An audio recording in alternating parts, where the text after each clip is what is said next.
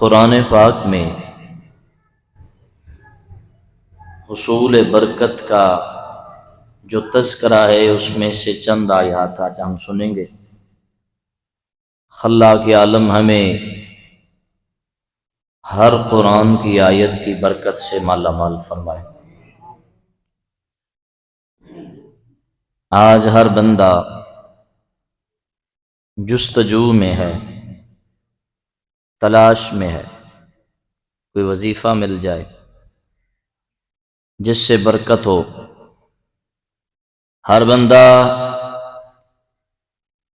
تگ و دو میں ہے کہ کوئی کامل مل جائے جو ہمیں وظیفہ بتائے کہ ہم برکتیں سمیٹ لیں۔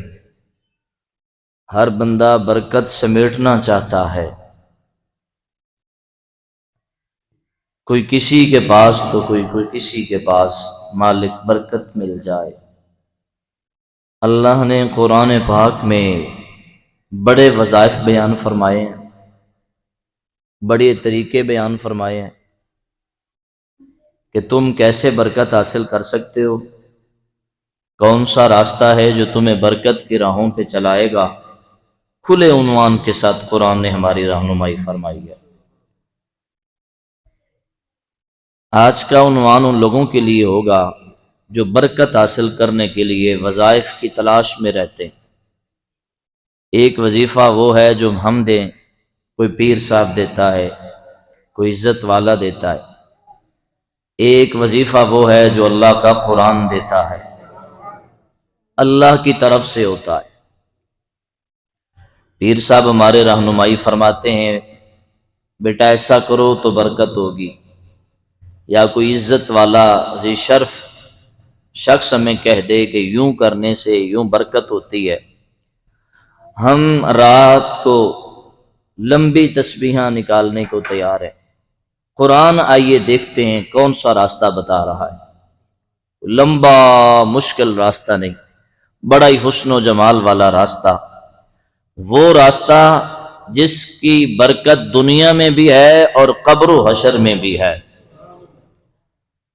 ہم صرف اس چیز کی طرف جاتے ہیں جو صرف ہمیں دنیا میں فائدہ دے، لیکن قرآن فرماتا ہے آؤ میرے اوراق اٹھا کے دیکھو، ہم جو تمہیں راستہ دیں گے وہ دنیا میں بھی فائدہ مند ثابت ہوگا، قبر میں بھی فائدہ مند ثابت ہوگا، آخرت میں بھی فائدہ مند ثابت ہوگا۔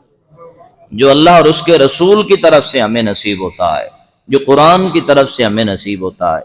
برکت کیسے ملے گی، کیسے آپ کے رزق میں برکت ہے، کیسے آپ کو کامیابی ہے، اللہ کا قرآن بیان فرما رہا ہے۔ آئیے دل و نگاہ سے حاضر ہو کر توجہ اپنی قرآن کی طرف رکھیں۔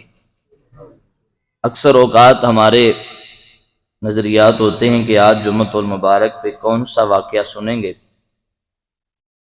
اور اس پر ہمارے جذبات بہت خوش ہوتے ہیں۔ میں یہ چاہتا ہوں کہ ہر جمعۃ المبارک پہ ہمیں قرآن نصیب ہو، قرآن ہماری رہنمائی فرمائے، اس کے لیے کچھ محنت ہوتی ہے، اللہ قبول فرمائے، ہمیں سب کو قرآن سے وابستہ فرمائے۔ قرآن جو رہنمائی فرماتا ہے وہ کہیں اور نصیب نہیں ہوتی۔ آئیے قرآن سنتے ہیں اللہ کا قرآن کیا فرما رہا ہے۔ سب سے پہلے قرآن کی آیت لیتے ہیں۔ وحدہ لا شریک نے ارشاد فرمایا حصول برکت کے لیے، بہت ہی پیاری آیہ مبارکہ ہے، توجہ سے سماعت کیجیے گا۔ فرمایا وَأْمُرْ أَهْلَكَ بِالصَّلَاةِ وَاصْطَبِرْ عَلَيْهَا۔ اللہ فرماتا ہے اپنے گھر والوں کو نماز پڑھنے کا حکم دو۔ اپنے گھر والوں کو ایک بات ذہن میں رکھنی ہے کہ راستہ برکت کا وہ ہے جو دنیا میں بھی فائدہ مند ہے، آخرت میں بھی فائدہ مند ہے، برکت کا وظیفہ۔ وَأْمُرْ أَهْلَكَ بِالصَّلَاةِ، اللہ فرماتا ہے گھر والوں کو بھی نماز کا حکم دو، وَاسْتَبِرْ عَلَيْهَا، خود بھی نمازی بن جاؤ۔ پہلا راستہ، گھر والوں کو بھی نماز کا حکم دو، وہ بھی نمازی بن جائیں، پھر تم بھی نمازی بن جاؤ۔ لا نسألک رزقا، اللہ فرماتا ہے پھر ہم تم سے نہیں پوچھیں گے تمہیں رزق چاہیے یا نہ چاہیے. توجہ سمجھ نہیں آئی؟ انداز محبت میرے اللہ کا، لا نسألک رزقا. اللہ فرماتا ہے پھر ہم تم سے پوچھیں گے نہیں تمہیں رزق چاہیے یا نہیں چاہیے. مالک پھر کیا ہوگا؟ فرمایا جب تیرے گھر والے بھی نمازی ہوں گے، تو بھی نمازی ہوگا، تیرے گھر والے بھی سجدے میں ہوں گے، تو بھی سجدے میں ہوگا، تیرے گھر والے بھی جھک کر مجھے سبحان ربی العظیم پکاریں گے، تو بھی مجھے جھک کر سبحان ربی الاعلی پکارے گا. مالک پھر کیا ہوگا؟ فرمایا پھر ہم یہ نہیں دیکھیں گے تو نے دعا کے لیے ہاتھ اٹھایا کہ نہیں. مالک پھر کیا ہوگا؟ فرمایا نحن نرزقک، ہم تمہیں رزق کامل عطا فرما دیں گے، ہم تمہیں رزق کامل عطا فرما دیں گے. اللہ کا انداز محبت دیکھیے. اللہ فرماتا ہے جھکنا تمہارا کام ہے، تمہارے گھر والوں کا سجدے میں آنا کام ہے. ہم برکت میں ہے، تلاش میں ہے نا کیسے ہمارے رزق میں برکت ہو. نماز جب سجدے کا وقت ہو بندہ دکان چلائے تو پتہ چلا برکت نہیں ہے، سجدے میں آ جائے تو برکت ہے. وَأْمُرْ أَهْلَكَ بِالصَّلَاةِ وَاسْتَبِرْ عَلَيْهَا لَا نَسْأَلُكَ رِزْقًا نَحْنُ نَرْزُقُكَ.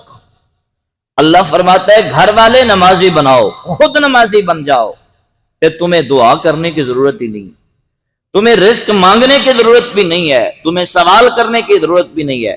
لیکن یہاں سے نفی نہیں کی جا رہی کہ دعا مانگو نا، اللہ کے کرم کی ایک جھلک نظر آتی ہے. اس کا مطلب یہ ہرگز نہیں ہے کہ تم بس نماز پڑھو تو دعا کو چھوڑ دو، نہیں. الدعاء مخ العبادہ. میرے مصطفیٰ کریم صلی اللہ علیہ وسلم نے فرمایا دعا تو عبادت کا مغز کہلاتی ہے، اور دعا کو اللہ پسند فرماتا ہے جو بندہ مانگتا ہے. لیکن یہ انداز کرم ہے. فرمایا مانگو گے تو تمہیں ضرور عطا کروں گا، وہ بھی میں کروں گا، لیکن جب تم سجدے میں آ جاؤ، تمہارے گھر والے سجدے میں آ جائیں، تو تم مانگو دعا یا نہ مانگو، میرا کرم تم پہ برس جائے گا، میرے رحمت تم پہ برس جائے گی، برکت کے دروازے تمہارے لیے کھل جائیں گے. شرط کیا ہے؟ تمہارے گھر والے بھی سجدے میں آ جائیں اور تم بھی سجدے میں آ جاؤ اور مانگنا شروع کر دو، میری رحمت کے دروازے کھل جائیں گے.